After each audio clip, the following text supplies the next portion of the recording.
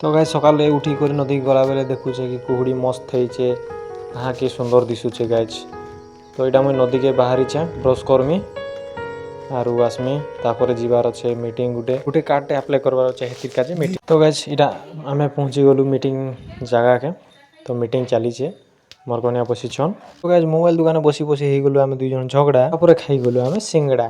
तो guys hotel के पहुँचीनु सिंगड़ा अच्छे आरु पिला माने खाउथिले बिरयानी मते देखि भी इच्छा लागि गला। तो गाइस बिरयानी मुई गला ऑर्डर करी पकानी आरु तेहणे दिनी गाइस बिरयानी काना लागुथला हो चिकन बिरयानी पूरा टॉप खाई देनी पूरा घपा घप।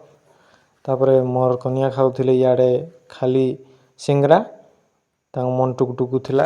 खाई सारला परे पले आसलु सोनारी दुकान एने टिके बनाबार छे मोर कन्यार सोना कानर नाकटा माने टिके केंदा केंदा हिचे जेटा बनामु। तापर सामने देखिनि कि बम फुटौछन गोटे दुकान घरे तकर माइजी पिला आरु टुकेल माने। देखो गाइस लेफ्ट साइड से स्कूटी अच्छे हेने फुटौछन भल से देखो। तापर गाइस टाइम हो गला न बोली बाहरी गनु तापर फल मूल टिके किनु तापर घर के पलानु।